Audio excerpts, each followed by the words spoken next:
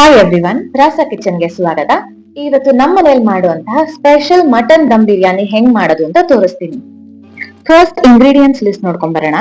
Mutton 1 kg, jeera ಅಕ್ಕಿ 1 kg, ಈರುಳ್ಳಿ medium size ಇಂದು 4, tomato 4, ಎಣ್ಣೆ 150 ಗ್ರಾಮು, ಹಸಿ ಮೆಣಸಿನಕಾಯಿ 3, ಶುಂಠಿ ಬೆಳ್ಳುಳ್ಳಿ ಪೇಸ್ಟ್ 3 ಟೇಬಲ್ ಸ್ಪೂನ್ ಅಷ್ಟು, ನಿಂಬೆ ಹಣ್ಣು 1 ದೊಡ್ಡದ್ದು, ಮೊಸರು 100 ಗ್ರಾಮು, ಅರಿಶಿನ ಪುಡಿ 1/4 ಟೇಬಲ್ ಸ್ಪೂನು, ಖಾರದ ಪುಡಿ 1.5 ಟೇಬಲ್ ಸ್ಪೂನ್, ಕೊತ್ತಂಬರಿ ಸ್ವಲ್ಪ, ಪುದೀನ ಸ್ವಲ್ಪ, ಬಿರಿಯಾನಿ ಎಲೆ, ಚಕ್ಕೆ, ಲವಂಗ, ಏಲಕ್ಕಿ, ಪಲಾವ್ ಎಲೆ, ಮರಾಠಿ ಮೊಗ್ಗು, ಅನಾನಸ್ ಹೂವು, ಸೋಂಪು, ಗರಂ ಮಸಾಲ 1 ಟೇಬಲ್ ಸ್ಪೂನ್ ಅಷ್ಟು, ರುಚಿಗೆ ತಕ್ಕಷ್ಟು ಉಪ್ಪು. ಕಮ್ ಆನ್, ಈಗ ಹೇಗ್ ಮಾಡೋದು ಅಂತ ನೋಡೋಣ. ಈಗ ಫಸ್ಟ್ ಗೆ ಮಟನ್ ನ ತಗೊಂಡು ಒಂದು ಕುಕ್ಕರಿಗೆ ಹಾಕೊಳ್ಳೋಣ. ಆಲ್ರೆಡಿ ತೊಳೆದಿಟ್ಕೊಂಡಿರೋ ಮಟನ್ ನಾನು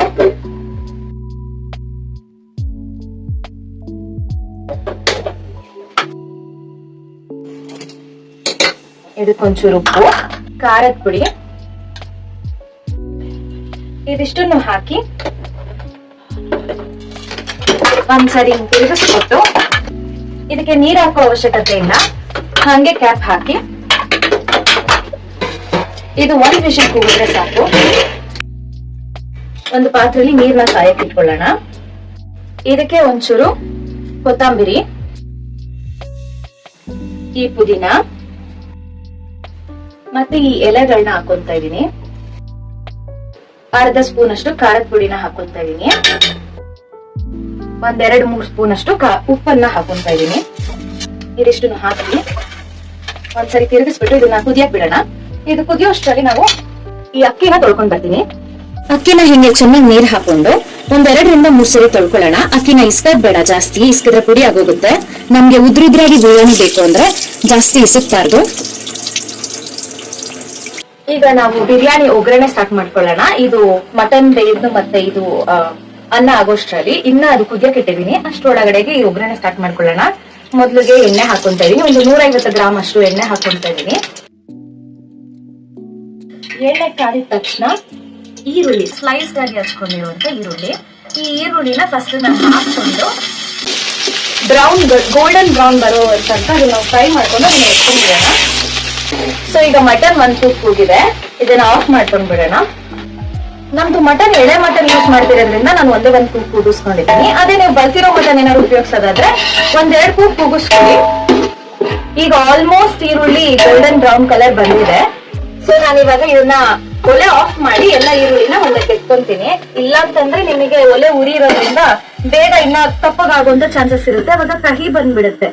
ಸೊ ಅದೇ ಎಣ್ಣೆಗೆ ಇವಾಗ ಈರುಳ್ಳಿ ನಾವು ಉರಿದು ಎತ್ಕೊಂಡಿರುವಂತ ಎಣ್ಣೆಗೆನೆ ಎಲ್ಲ ಮಸಾಲೆನ ಹಾಕ್ತಾ ಇದೀನಿ. ಇದು ಜಾಕಾಯಿ ಪುಡಿ, ಆದ್ರೆ ಜಾಕಾಯಿನ ಹಾಕಲ್ಲ, ಜಸ್ಟ್ ಪುಡಿ ಮಾತ್ರ. ಇದು ಅನಾನಸ್ ಹೂವು, ಕಲ್ಲುವು, ಜಾಕಾಯಿ ಪುಡಿ, ಸೋಂಪು, ಪಲಾವ್ ಎಲೆ, ಲವಂಗ, ಏಲಕ್ಕಿ, ಮರಾಠಿ ಮೊಗ್ಗು, ಚಕ್ಕೆ.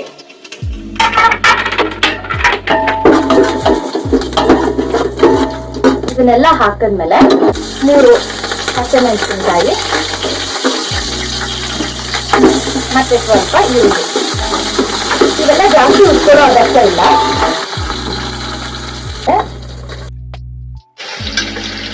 ಶುಂಠಿ ಬೆಳ್ಳುಳ್ಳಿ ಪೇಸ್ಟ್ ಹಾಕೋತಾ ಇದೀನಿ.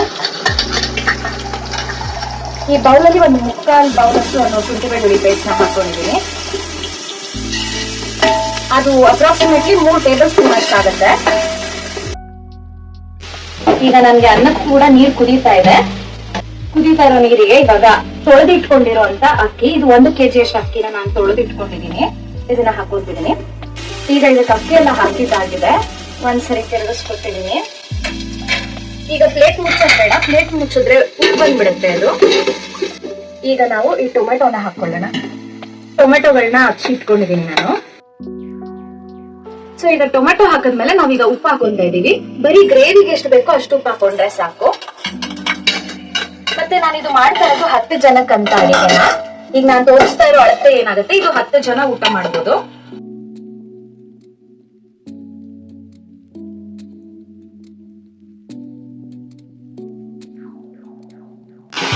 ಈಗ ಟೊಮೆಟೊ ಇಷ್ಟು ಬಾಡಿದ್ಮೇಲೆ ನಾನು ಮೊದಲೇ ಹೆಚ್ಚಿಟ್ಕೊಂಡಿರುವಂತ ಪುದೀನ ಮತ್ತೆ ಕೊತ್ತಂಬರಿನ ಹಾಕೊಂತಾ ಇದ್ದೀನಿ.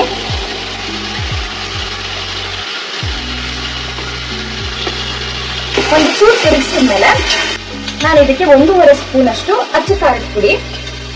ನೀವು ಕಲರ್ ಜಾಸ್ತಿ ಬೇಕು ಅಂದ್ರೆ ಬಾಡಿಗೆ ಮೆಣಸಿನಕಾಯಿ ಜಾಸ್ತಿ ಹಾಕಿರುವಂತ ಖಾರದ ಪುಡಿ ಉಪಯೋಗಿಸ್ಕೋಬಹುದು, ಅವಾಗ ಒಳ್ಳೆ ಕಲರ್ ಕೊಡುತ್ತೆ ನಿಮಗೆ. ಇದು 1 ಸ್ಪೂನ್ ಅಷ್ಟು ಗರಂ ಮಸಾಲ, 1/4 ಸ್ಪೂನ್ ಅಷ್ಟು ಅರಿಶಿನ ಪುಡಿ,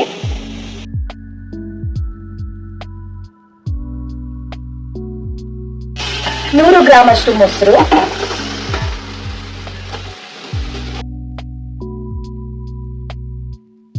ಒಂದು ದೊಡ್ಡ ನಿಂಬೆ ಹಣ್ಣನ್ನ ಇಂಡ್ಕೊಂಡು ಅದನ್ನೊಂದು ಬೌಲಲ್ಲಿ ಇಟ್ಕೊಂಡಿದ್ದೀನಿ. ಈಗ ಅದನ್ನ ಹಾಕೊಳ್ತಾ ಇದ್ದೀನಿ. ಇದನ್ನ 5 ಮಿನಿಟ್ಸ್ ಫ್ರೈ ಮಾಡ್ಕೊಳ್ಳೋಣ. ಒಂದ್ ಒಳ್ಳೆ ಕುದಿ ಬಂದ್ಮೇಲೆ ಈ ಎಣ್ಣೆ ಬಿಟ್ಟಂಗೆ ಯಾವಾಗ ಆಗುತ್ತೆ ಆವಾಗ ನಾವು ಇದಕ್ಕೆ ಮಟನ್ ಹಾಕೊಳ್ಳೋಣ. ಈಗಾಗಲೇ ಬೇಯಿಸಿಟ್ಟಿರೋ ಮಟನ್ ನಾನು ನಿಮಗೆ ಈಗ ತೆಗೆದು ತೋರಿಸ್ತೀನಿ. ಒಂದು ಕೂಗಿದೆ, ಈಗ ಆರಿರುತ್ತೆ. ಈಗ ನೀವು ನೋಡಿದ್ರೆ ಒಂದೇ ಕೂಗಿಗೆ ನನ್ನ ಮಟನ್ ಚೆನ್ನಾಗಿ ಬೆಂದಿದೆ.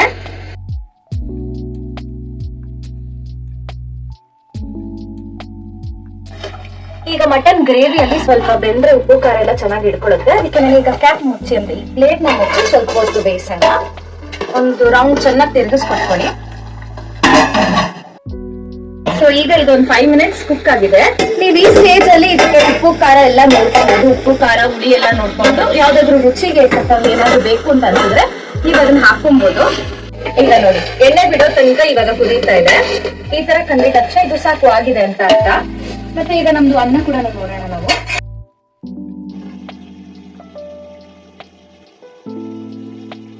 ನೋಡಿ ಈ ತರ ಬೆಂದಿದೆ ಅನ್ನ. ಹಿಂಗ್ ಬೆಂದ್ರೆ ಸಾಕು. ನಾವು ಈಗ ಇದನ್ನ ಆಫ್ ಮಾಡ್ಬೋದು. ಸೊ ಇದು ಪಲಾವ್ ಎಲೆ. ಈ ಪಲಾವ್ ಎಲೆನ ಇವಾಗ ನಾವು ತಕ್ಕೊಂಡ್ ಬಿಡೋಣ ಇದರಿಂದ. ಇದು ಆಕ್ಚುಲಿ ಒಳ್ಳೆ ಪಲಾವಿಗೆ ಒಳ್ಳೆ ಟೇಸ್ಟ್ ಕೊಡುತ್ತೆ. ಇದ್ರ ಹೆಸರೇ ಪಲಾವ್ ಎಲೆ ಅಂತ. ನಮ್ಮನೇಲಿ ಇದನ್ನ ನಾವು ತುಂಬಾ ಉಪಯೋಗಿಸ್ತೀವಿ. ಯಾರಿಗಾದ್ರೂ ಇದ್ರ ಬಗ್ಗೆ ಗೊತ್ತಿಲ್ಲ ಅಂತಂದ್ರೆ ನನಗೆ ಕಮೆಂಟ್ ಮಾಡಿ, ನಾನ್ ಬೇಕಾದ್ರೆ ನಿಮಗೆ ಅದ್ರ ಗಿಡ ಹೆಂಗಿರುತ್ತೆ ಅಂತ ನಾನು ತೋರಿಸ್ತೀನಿ. ನಾನು ಇನ್ನೂ ಒಂದ್ ಚಾನಲ್ ಅಲ್ಲಿ ಪ್ರಸ ಪರಿವಾರ ಆಗೋದ್ರಲ್ಲಿ ನಾನು ತೋರಿಸ್ತೀನಿ. ಸೊ ಈಗ ಈ ಅಕ್ಕಿನ ಇದಕ್ಕೆ ಬಗಸ್ಕೋಬೇಕು. ಅದಕ್ಕೂ ಮುಂಚೆ ಇದನ್ನ ಅರ್ಧ ಗ್ರೇವಿನ ನಾವು ಒಂದ್ ಬೌಲಿಗೆ ಎತ್ಕೊಂಡ್ ಬಿಡೋಣ.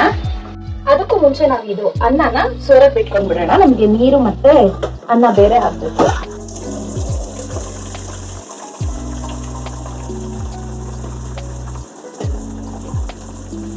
ಹೀಗೆ ಅನ್ನನ ನಾವು ಬಸ್ಕೊಂಡ್ ಬಿಡೋಣ. ಇದು ಚೆನ್ನಾಗಿ ನೀರ್ ಸೋರ್ಬೇಕು. ಯಾಕಂತಂದ್ರೆ ನಾವು ಆಲ್ರೆಡಿ ಇದಕ್ಕೆ ನೀರು ಇರೋದ್ರಿಂದ, ನೀರಿನ ಅಂಶ ಇರೋದ್ರಿಂದ, ಮತ್ತೆ ಅನ್ನ ಮುಕ್ಕಾಲ್ ಭಾಗ ಬೆಂದಿರೋದ್ರಿಂದ ನಮ್ಗೆ ಆ ನೀರು ಇದ್ರೆ ಜಾಸ್ತಿ ಆಗ್ಬಿಡುತ್ತೆ ನೀರು. ಈಗ ಈ ಗ್ರೇವಿಯಲ್ಲಿ ಅರ್ಧ ಗ್ರೇವಿನ ನಾವು ಒಂದ್ ಬೌಲಿಗೆ ಶಿಫ್ಟ್ ಮಾಡ್ಕೊಂಡ್ಬಿಡೋಣ. ಗ್ರೇವಿ ಮತ್ತೆ ಮಟನ್ ಎರಡೂನು ಸಮವಾಗಿ ನಾನು ಒಂದು ಬೌಲಿಗೆ ಶಿಫ್ಟ್ ಮಾಡ್ಕೊಂತೀನಿ. ಈಗ ಇದನ್ನೆಲ್ಲಾನು ಸಮ ಮಾಡ್ಕೊಳ್ಳೋಣ ಗ್ರೇವಿನ. ಆಲ್ರೆಡಿ ನಾವು ಈಗ ನೀರ್ ಸೋರಿಸ್ಕೊಂಡಿರುವಂತ ಅನ್ನ ಅರ್ಧ ಮುಕ್ಕಾಲ್ ಭಾಗ ಅಷ್ಟು ಬೆಂದಿರೋಷ್ಟು ಅನ್ನ ಏನಿದೆ ಅದನ್ನ ನಾವು ಇದಕ್ಕೆ ಹಾಕೊಂಡ್ ಬಿಡೋಣ. ಈಗ ಅನ್ನನ ಸಮ ಮಾಡ್ಕೊಳ್ಳೋಣ. ಅನ್ನ ಸಮ ಮಾಡ್ಕೊಂಡ್ಮೇಲೆ ಅದ್ರ ಮೇಲೆ ಒಂದು ಲೇಯರ್ ನಾನು ಇವಾಗ ಮೊದ್ಲೇ ಹುರಿದಿಟ್ಕೊಂಡಂತ ಈರುಳ್ಳಿ ಏನಿದೆ ಗೋಲ್ಡನ್ ಬ್ರೌನ್ ಕಲರ್ಗೆ ಹುರಿದಿಟ್ಕೊಂಡಂತ ಈರುಳ್ಳಿನ ಅದನ್ನ ಹಿಂಗೊಂದ್ ಲೇಯರ್ ಹಾಕೊಂಡಿದೀನಿ. ಇದ್ರ ಮೇಲ್ಗಡೆಗೆ ನಾನು ಈಗ ಎತ್ತಿಟ್ಕೊಂಡಂತ ಗ್ರೇವಿನ ಕ್ಲೀನ್ ಆಗಿ ಸ್ಪ್ರೆಡ್ ಮಾಡ್ಕೊಳ್ಳೋಣ ಎಲ್ಲಾ ಕಡೆಗೂ. ಇದನ್ನ ಈಗ ಮುಚ್ಚಿ 7 ನಿಮಿಷ ದಮ್ಮಿಗಿಡ್ಬೇಕು. ಯಾವ್ದಾದ್ರು ಒಂದು ಪಾತ್ರೆಯಲ್ಲಿ ತುಂಬಾ ಭಾರ ಇಟ್ಟು ಅದನ್ನ ಹಿಂಗ್ ಮುಚ್ಚಿದ್ರೆ ಸಾಕು. ಈ ಪಾತ್ರೆಯಲ್ಲಿ ನಾನು ಅನ್ನದ ಗಂಜಿ ನೀರೇನ್ ಬಗ್ಸ್ಕೊಂಡಿದೀನಿ ಅದೇ ನೀರಿದೆ. ಇದು ಕೂಡ ಬಿಸಿ ಇರೋದ್ರಿಂದ ಒಳ್ಳೆ ದಮ್ ಆಗುತ್ತೆ. ಮತ್ತೆ ಭಾರ ಕೂಡ ಇದೇ ಕ್ರಿಯೇಟ್ ಮಾಡೋದ್ರಿಂದ ನನಗೆ ಎಲ್ಲೂ ಏರ್ ಗ್ಯಾಪ್ ಬರೋದಿಲ್ಲ, ಬೇಗ ದಮ್ ಆಗುತ್ತೆ. ಸೊ ಇದನ್ನ 7 ನಿಮಿಷಕ್ಕೆ ದಮ್ಮಗಿಡೋಣ. ಸಣ್ಣ ಉರಿಯಲ್ಲಿ ದಮ್ಮಗಿಡೋಣ. ಸೊ ಈಗ ಒಂದ್ಸರಿ ಅನ್ನನ ತಿರ್ಗಿಸ್ಕೊಡೋಣ. ಈಗ ಆಲ್ರೆಡಿ 7 ಮಿನಿಟ್ಸ್ ಆಗಿದೆ. ಇದನ್ನ ತಿರ್ಗಿಸ್ದಿರ ಕೂಡ ನೀವು ಆರಾಮಾಗಿ ತಿನ್ಬೋದು. ರೆಸ್ಟೋರೆಂಟ್ ಸ್ಟೈಲ್ ಅಲ್ಲಿ ಕಲರ್ ರೈಸ್ ತಿನ್ನುವಂತ ಕ್ರೇಜ್ ಇದ್ದವರಿಗೆ ಅದು ತುಂಬಾ ಚೆನ್ನಾಗಿರುತ್ತೆ. ಬಟ್ ಆದ್ರೆ ನಮ್ಮ ಮನೇಲಿ ಇದನ್ನೆಲ್ಲ ಬೆರೆಸಿ ಚೆನ್ನಾಗಿ ಮಸಾಲೆ ಬೆರೆತಿದ್ರು ತಿನ್ನೋದಕ್ಕೆ ಇಷ್ಟಪಡ್ತಾರೆ. ಅದರಿಂದ ಈ ತರ ಮಾಡ್ಕೊಂತೀವಿ ನಾವು. ಈ ತರ ಬಿರಿಯಾನಿ ಮಾಡೋದ್ರಿಂದ ಎದೆ ಉರಿ ಬರೋದಿಲ್ಲ, ಮಸಾಲೆ ತುಂಬಾ ಜಾಸ್ತಿ ಆಯ್ತು ಅಂತ ಅನ್ಸೋದಿಲ್ಲ. ಒಂದ್ಸರಿ ತಿಂದ್ರೆ ಇನ್ನೊಂದ್ಸರಿ ತಿನ್ನೋದಕ್ಕೆ ಇಷ್ಟ ಆಗೋದಿಲ್ಲ, ಮೊಕ್ಕೊಡ್ದಂಗ್ ಆಗುತ್ತೆ ಅಂತ ಅನ್ನೋಂಥವ್ರಿಗೆ ಈ ತರ ಬಿರಿಯಾನಿ ಮಾಡಿದ್ರೆ ತುಂಬಾ ಚೆನ್ನಾಗಿರುತ್ತೆ. ಒಂದೊಳ್ಳೆ ಡಿಫ್ರೆಂಟ್ ಟೇಸ್ಟ್ ಕೊಡುತ್ತೆ, ಎಲ್ರಿಗೂ ಇಷ್ಟ ಆಗತ್ತೆ. ಈಗ ಇದನ್ನ ಒಳ್ಳೆ ಚೆನ್ನಾಗಿ ತಿರುಗಿಸಿದೀವಿ, ಎಲ್ಲಾನು ಬೆರ್ತಿದೆ. ಸಮ ಮಾಡ್ಬಿಡೋಣ. ಅಂಡ್ ಈಗ ಇದು ತಿನ್ನೋದಕ್ಕೆ ರೆಡಿ ಇದೆ. ನಿಮ್ಗೆ ಅನ್ನ ನೋಡಿದ್ರೆ ಗೊತ್ತಾಗುತ್ತೆ. ಪೂರ ಬಿರಿಯಾನಿ ಈಗ ಪರ್ಫೆಕ್ಟ್ ಆಗಿದೆ ಅಂತ ಅಂದ್ಬಿಟ್ಟು ಒಲೆ ಆಫ್ ಮಾಡಿಬಿಟ್ಟು ಬಿಸಿ ಬಿಸಿ ರುಚಿ ರುಚಿಯಾದ ಘಮ ಘಮ mutton dum biryani ready.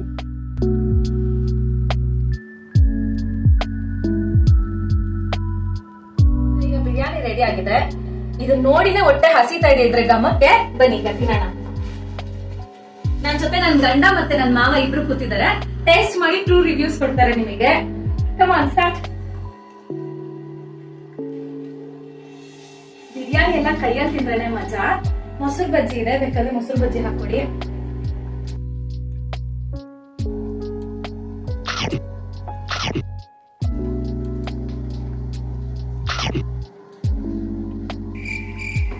Mutton ಎಲ್ಲ ವೆರಿ ಆಫ್ಟ್ ಆಗಿ ಬಂದಿದೆ.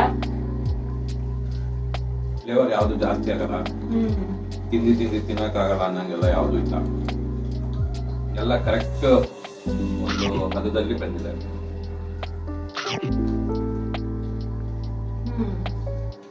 ಪೀಸುನು ಜಸ್ಟ್ ಹಿಂಗೆ ಪ್ರೆಸ್ ಮಾಡಿದ್ರೆ ಎಲ್ಲ ಉದ್ರೋದಾಗಿ ಬಂದಿದೆ. ಸಾಫ್ಟ್ ಆಗಿ ಮಟನ್ ಕುಕ್ ಆಗಿದೆ. ರೈಸ್ ಅಲ್ಲಿ ನೀವು ನೋಡಕ್ಕೆ ಕಾಣ್ತಾ ಇರ್ಬೋದು, ಜಾಸ್ತಿ ಮಸಾಲೆ ಅನ್ನಿಸ್ತಾ ಇಲ್ಲ, ತುಂಬಾ ಹೆವಿ ಅನ್ನೋ ತರ ಏನು ಇಲ್ಲ. ಟೇಸ್ಟ್ ತಿಂತಾನೆ ಇರ್ಬೇಕು ಅನ್ಸೋಷ್ಟು ಚೆನ್ನಾಗಿದೆ. Very nice. ಇವತ್ತಿನ ಕಿಚನ್ ಟಿಪ್ಸ್ ಅಲ್ಲಿ ನಾನು ಪಲಾವ್ ಮಾಡುವಾಗ ಬಳಸಿರುವಂತಹ ಪಂಡನ್ ಎಲೆ ಅಥವಾ ಪಲಾವ್ ಎಲೆ ಬಗ್ಗೆ ತಿಳಿಸ್ಕೊಡ್ತೀನಿ. ಇದನ್ನ ಬಾಸುಮತಿ ಎಲೆ ಅಂತಾನು ಕೂಡ ಕರೀತಾರೆ. ಇದನ್ನ ಸಾಮಾನ್ಯವಾಗಿ ಬಿರಿಯಾನಿ ಮತ್ತೆ ಪಲಾವ್ ಮಾಡುವಾಗ ಒಳ್ಳೆ ಘಮಕ್ಕಾಗಿ ಪರಿಮಳಕ್ಕಾಗಿ ಉಪಯೋಗಿಸ್ತಾರೆ. ಇದನ್ನ ಕೆಲವರು ಟೀ ರೂಪದಲ್ಲಿ ಕೂಡ ಕುಡಿಯಕ್ಕೆ ಇಷ್ಟಪಡ್ತಾರೆ. ಅದನ್ನ ಪಂಡನ್ ಟೀ ಅಂತಾನೆ ಕರೀತಾರೆ. ಆರೋಗ್ಯದ ದೃಷ್ಟಿಯಿಂದ ಇದು ಜೀರ್ಣಕ್ರಿಯೆಗೆ ಸಹಾಯ ಮಾಡುತ್ತೆ. ಮತ್ತೆ ಇದರಲ್ಲಿ ಆಂಟಿ ಆಕ್ಸಿಡೆಂಟ್ಗಳು ಇರೋದ್ರಿಂದ ರಕ್ತದ ಒತ್ತಡ ಕಡಿಮೆ ಆಗುತ್ತೆ. ಕೆಲವರು ರಕ್ತದಲ್ಲಿನ ಸಕ್ಕರೆ ಮಟ್ಟನು ಕೂಡ ನಿಯಂತ್ರಿಸುತ್ತೆ ಅಂತ ನಂಬ್ತಾರೆ. ದೇಹದ ಉರಿಯೂತನ ಕಡಿಮೆ ಮಾಡೋದಕ್ಕೆ ಕೂಡ ಇದು ಸಹಾಯ ಮಾಡುತ್ತೆ. Thank you for watching. Like ಮಾಡಿ, ಶೇರ್ ಅಂಡ್ ಕಮೆಂಟ್ ಮಾಡಿ, ಮರಿದೇ ಸಬ್ಸ್ಕ್ರೈಬ್ ಮಾಡಿ. ಹಾಗೆ ಅಲ್ಲೊಂದು ಬೆಲ್ ಐಕಾನ್ ಇದೆ, ಅದನ್ನ ಕ್ಲಿಕ್ ಮಾಡೋದು ಮಾತ್ರ ಮರಿಬೇಡಿ. See you in the next video. Bye bye.